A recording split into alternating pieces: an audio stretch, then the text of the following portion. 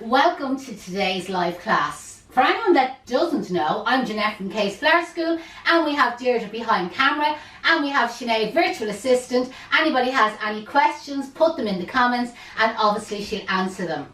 So today's arrangement is going to be a spring arrangement, getting everybody into that kind of like spring feeling. I'm going to keep it kind of simple. I'm going to use materials from the garden, but I'm also going to use some materials that I've bought in, from our own suppliers. But a lot of the materials and flowers I'm using, you will be able to purchase locally from your own florist or your own garden centre.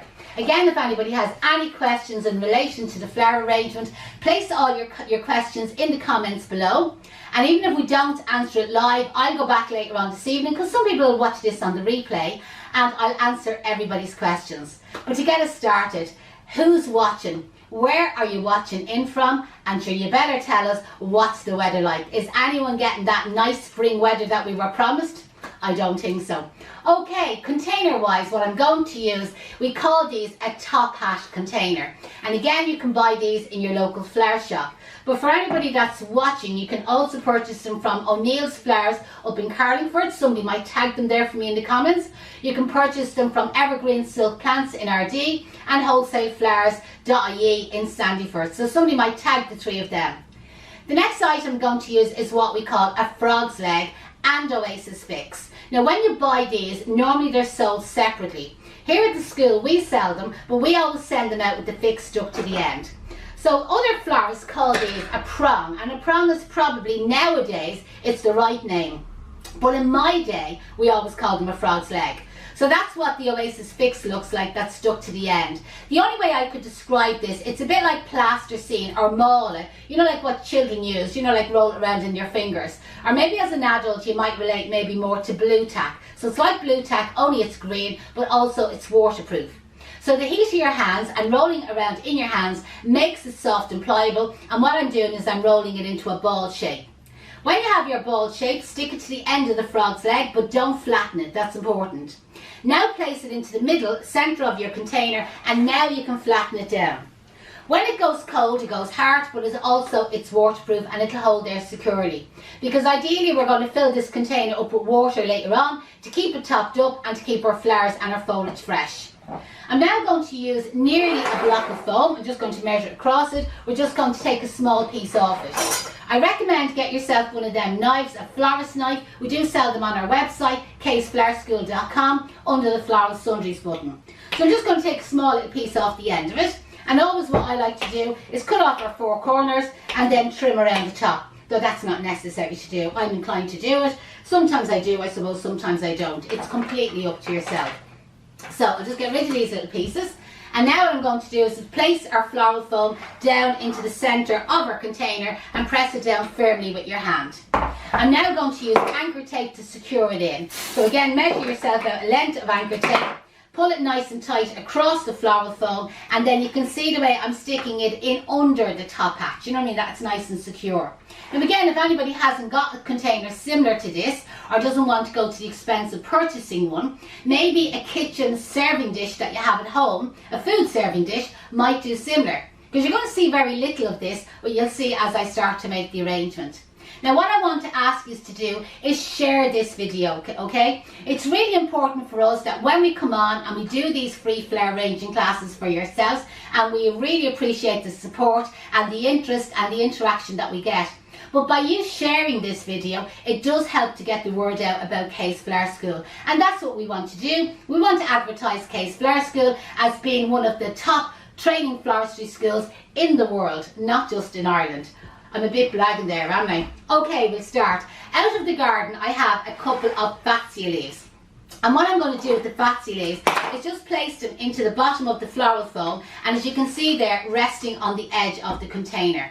And you can have a few of them. This one's a little bit crooked, but again, you know what I mean? Again, I'm just going to place it into the floral foam and it's resting down on the container. And if you want to use a third one, you can. So you can use as many of them as you want. You could even go the whole way around the container if you wish. I'm not going to, but you can. I want to do this kind of grouped today and use kind of like different selections. So you can see that one sticking up a little bit. Absolutely fine. A little trick I want to show you with the Fatsia leaves is if you get a wire, either 22 or 20 gauge, doesn't really matter, okay? If you're only a beginner, 22 is easier. 22 is the light one, 20 is the heavy one. So what I'm going to do at the back of this leaf, I'm going to do what we call a little stitch with our wire, insert our wire halfway, and then pull the 2 pieces of wire down at the same time onto the stem.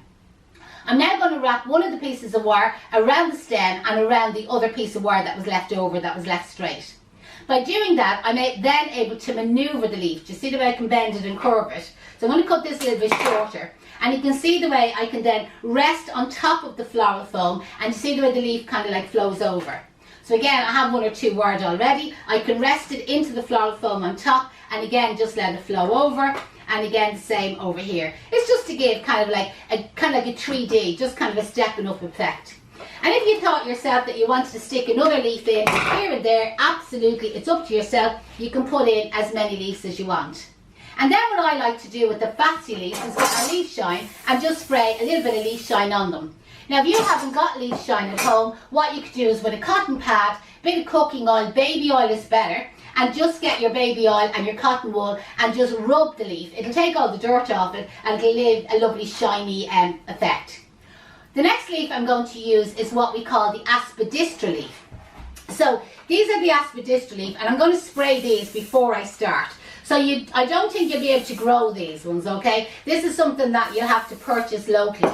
Now, what I'm going to do with them, you may not be able to do with garden laurel, but you could substitute these for laurel leaves from the garden. But you're probably not going to be able to do what I'm going to show you to do next.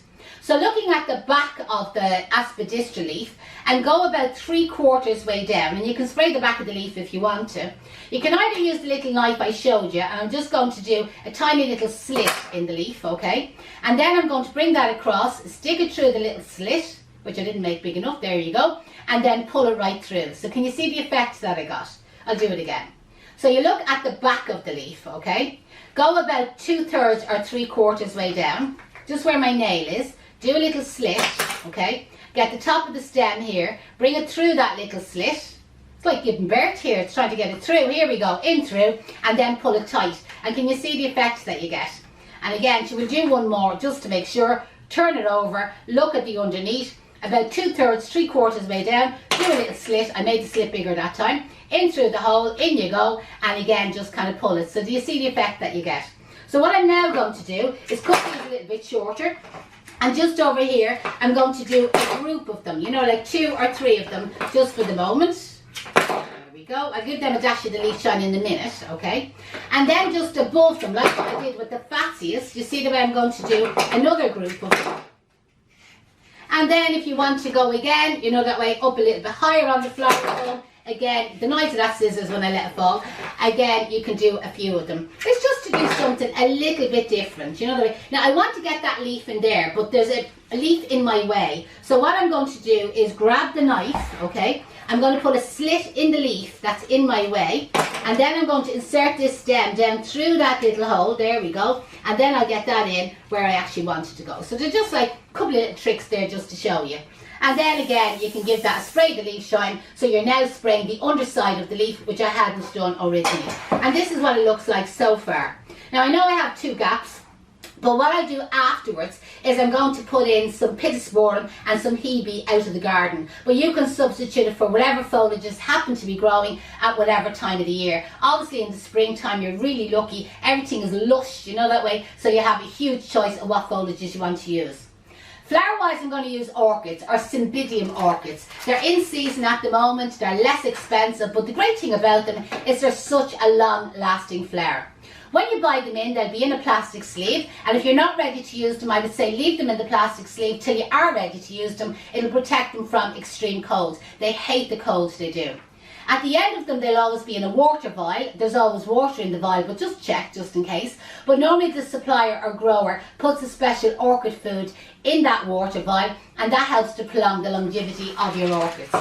So you can remove them from the plastic, take off the vial, and then cut them to the length you want. And what I'm going to do is I'm just going to lift up the tips of this Asphidistra. In the centre there, I'm just going to insert one stem of our orchids. Now you do find with orchids, they'll have a front and a back. So there's our front, and then you can kind of see that's kind of the side. and this is kind of back, it's a bit baldy looking. So that's where I often find with orchids, that if you get another stem, even 2/3 of a stem or 3/4 of a stem, so just a shorter stem, and just add it in there in the centre, you know, coming up, it just makes them double-sided. If you want to use the whole stem, you can. But that's what it's looking like so far there. You see, with a stem and 2/3, okay? The next thing I'm going to do is I'm going to use a couple of stems of the Pussy Willow. And you get the Pussy Willow at the moment from Willow Foliage Farm. Somebody might tag them there in the comments, okay? So Willow Foliage Farm, obviously based in Wicklow. But also I see, Deirdre, what was the name of that girl, the Irish flower farmer, Grania? Grawcut Flowers. Grawcut Flowers. Can somebody tag her there? It's Irish, Cut, C-U-T, flowers. So Grawcut Flowers, I don't know where she's based, can't remember.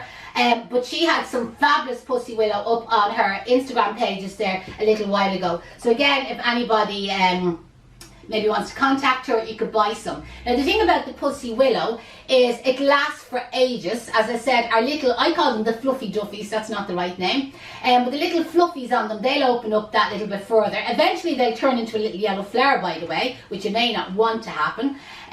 But the other thing is, if I buy in Pussy Willow this time of the year, any of it that I don't use, okay, I just store in my garage or my shed. And then I use it throughout the year as a dried Pussy Willow, which I think looks brilliant. And even when it comes to next Christmas, because obviously it'll only come into season after Christmas, but when it comes to next Christmas, I'm just going to turn this around just so I can get to the other side of the floral phone. I use it in my Christmas arrangements, and the outside of the stem kind of seems to go kind of like dusty, powdery. I don't know why, maybe horticulturists out there might be able to explain it to me, but to me it looks like it's after being touched with frost. So when the outside of the stem, when it's dry, it kind of goes dusty, white, silvery looking. I think it looks brilliant at Christmas time. So what I'm doing here is I'm inserting a couple of stems, and you can see the way I'm kind of like letting that kind of like natural curve, you see, come up on one side of the arrangement.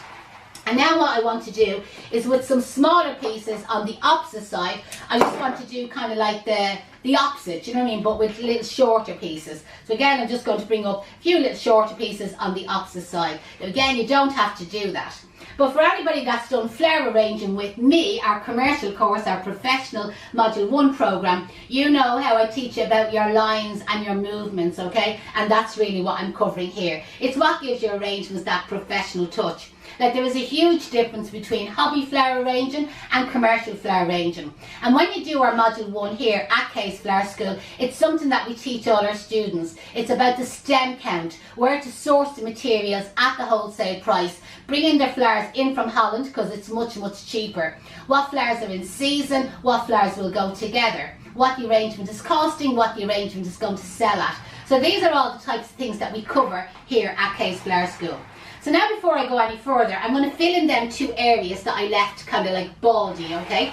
So on this side where I have the larger Pittosporum, the larger Pussy Willow, I'm going to use some of the kind of like dark winey brown Pittosporum, okay? Which I just think it looks great with the Pussy Willow, like it's the right shade and one complements the other. So I'm just inserting a couple of stems in here. Might just need to get another little bit, which I have it here beside me, but I'm going to put some flowers in through here as well.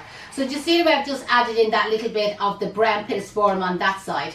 And then on the opposite side, where I just have that small area between the Asphidistra and the Fascia leaves, I'm going to add in a little bit of Hebe. As I said, I wanted to use stuff out of the garden and that was readily available. And if it's not in your garden, it can always be in your neighbour's garden, do you know, that way? Or get out there foraging, but obviously always get permission before you start foraging. As we'd say in Dublin, robbing, do you know, that way? Robbing the foliage. But so listen, isn't it great to be able to use stuff out of your own garden? And it's a great time of the year, you know, that way, for foliage, because as I said, everything is at its best quality. Now before you insert foliage, you can see the way I'm just naturally doing something, is when I have the end, is I run my fingers down so I have a nice clean stem before I insert it down into the floral foam. Now again, I don't want to overdo it too much. That one's not going in as easy for me. There you go, in you go. And I'll just turn that around just to let you see it. So that's our little bit of Hebe going in there. Now, if you want to add something more dramatic to the arrangement, like again, it's absolutely perfect as it is, right? But what you could do is you could add more flowers. So what I have is a couple of stems of lilies here. And again, there's lots of buds on them. So again, I'm going to use like mostly the bud, but maybe just one open flower. So the great thing about lilies is, see the way you can cut off some of the individual flowers and then you still have, say, like a stem like that. Chances of that bud opening is 0 to 0, okay? It's more than likely not going to happen, but these two will. So down low, I'll turn around to you in a second, where the black pittosporum is, I'm just going to insert the buds kind of down low, just in between them. Do you see just coming out there? And then the two heads that I cut off, which is this one here, which is just getting ready to blow. And ideally I should pull off the pollen, you know, that way that'll stop it getting stained on the inside. Just pick it off with your fingers. I'm just going to insert these two heads just down here. So I'm inserting these heads that it looks like they were still on the stem, but you can see I get a better shape to it by breaking them up, you see, as an individual flower. You don't have to do that. What I'm also going to do then is I'm going to add in a little bit of mimosa. Mimosa is in season. Like you'll always find February, March, peak seasons for mimosa. It's a great flower. So I'm just going to cut a couple of little sprigs of it. I'm not going to even use the full stem. And in between the fascia leaves, okay, I'm just going to add a small little group of it. You see the way they're not in between all of the leaves, just a couple of them. So again, couple of little sprigs of this, and if you haven't got it, you don't need it, as I said, just to give me another little bit of texture in the arrangement. So again, that's what that's going to look like so far. You can add in more if you want. And another flower which is readily available, especially in the supermarkets, baby carnations. You can't go wrong with the baby carnations. And again, whether it's individual flowers, you know, that way, or even like leaving 2 or 3 of them together like I have there, I'm just going to add in a couple of little heads of baby cars just in one area. And this is what we call grouping. And again, it's all shades of lemons. As you can see, the carnation is a much paler lemon to the mimosa, but even to our lily. So as I just turn that around there, just to kind of give you an idea of the effect. Now I just feel over this side, and this is called your cop on or your instinct, I just feel over this side it could do with something else here. So what I'm going to do is to see what the orchids that was left over. Now with orchids, don't cut them off individual flowers. It's too they're too thin, the stems, and they're too fragile, they won't go in. Use the main stem, you see, with the little individual orchids cut onto it. And what I'm going to do is slide in here where our fascia is, down low. I'm going to add in them 2 stems.